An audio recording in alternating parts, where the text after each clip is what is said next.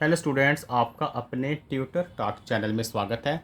आज की वीडियो में हम बात कर रहे हैं formation of image by concave mirror when object placed on focus. बात करते हैं कॉनकेव मिरर होता क्या है, किसे कहते हैं। कॉनकेव मिरर वो वाला स्फेरिकल मिरर होता है जिसका आउटर सरफेस पॉलिश्ड होता है और inner surface reflected.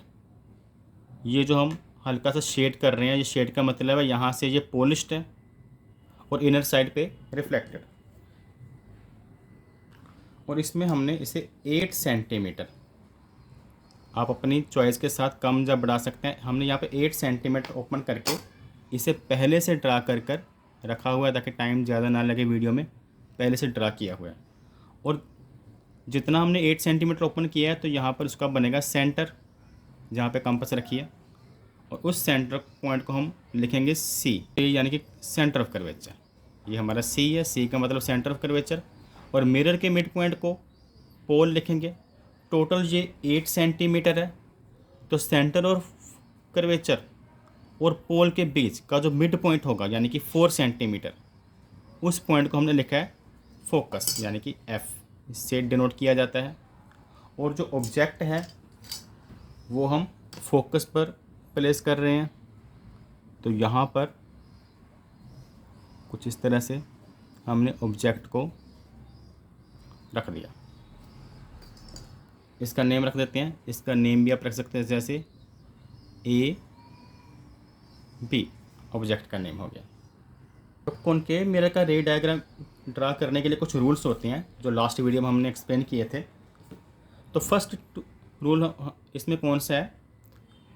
First rule इसमें है, जब कोई ray of light principal axis के पैरेलल आती है तो वह आफ्टर रिफ्लेक्शन फोकस में से पास होती है।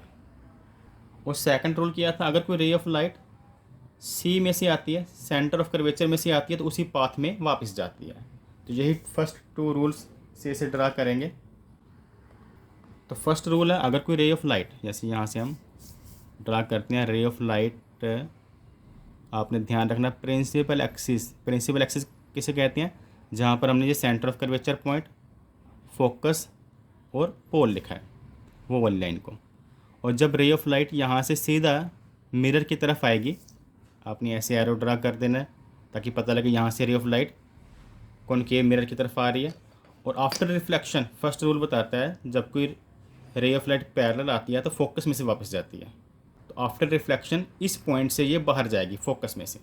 तो ये वाला पॉइंट और फोकस पॉइंट, यहाँ पर आप स्केल को रख कर लाइन ड्रा कर देंगे।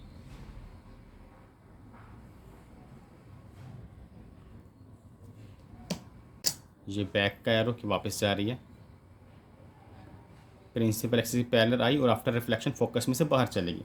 सेकंड जो रूल है वो ये है कि अगर कोई ray of light centre of curvature से आती है तो हम सेंटर ऑफ कर्वेचर और ऑब्जेक्ट के हेड को मिला देंगे ताकि पता लगे कि सेंटर ऑफ कर्वेचर से आ रही है और ऑब्जेक्ट के हेड को टच कर रही है। ये वाला पॉइंट और ये ऑब्जेक्ट का ए पॉइंट जो है,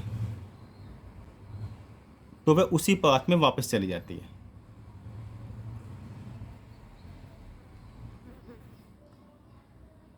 तो ये जो रेज ऑफ लाइट आई है इसी पाथ में वापस चली जाएगी। और जहाँ पर ये दोनों रेज ऑफ लाइट मिलेंगी वहीं पर इमेज बनेगी। लेकिन हम देख रहे हैं ये जो दोनों रेज ऑफ लाइट आपस में क्या है, ये पैरेलल हो गई हैं। अगर ये दोनों रेज ऑफ लाइट पैरेलल हो गई हैं तो ये कहीं भी नहीं मिलेंगे। इसके बाद हमें नेचर ऑफ इमेज के बारे में लिखना होता है। तो इमेज की जो नेचर है वो बहुत दूर यानी कि अनंत पर हम लिखेंगे। कहाँ पर बनेगी इमेज? एट इन्फिनिटी, यानी कि बहुत दूर, क्योंकि ये जो रे ऑफ लाइट पैरेलल है इसलिए इसकी इमेज बहुत ज़्यादा दूर यानी कि एट इन्फिनिटी लिख सकते हैं। सेकंड, इसकी रियल है कि ये वर्चुअल है। अगर जब भी कोई इमेज कॉनकेव मिरर के सामने बनती है तो उसे हम रियल एंड इन्वर्टेड लिखते हैं, वो उल्टी बनेगी और रियल बनेगी। थर्ड, अगर इसके साइज़ की बात करें तो हाईली मैग्नीफाइड, जो इमेज का साइज होगा वो काफ़ी ज़्यादा दूर और काफ़ी बड़ा होगा। तो next case, when object is between focus and centre of curvature में इमेज कैसे बनती है, उसका रे डायग्राम कैसे ड्रा करना है, उसका लिंक अगर आपको यहाँ पे थंबनेल नज़र आ रहा है तो उसको क्लिक कर कर आप देख सकते हैं।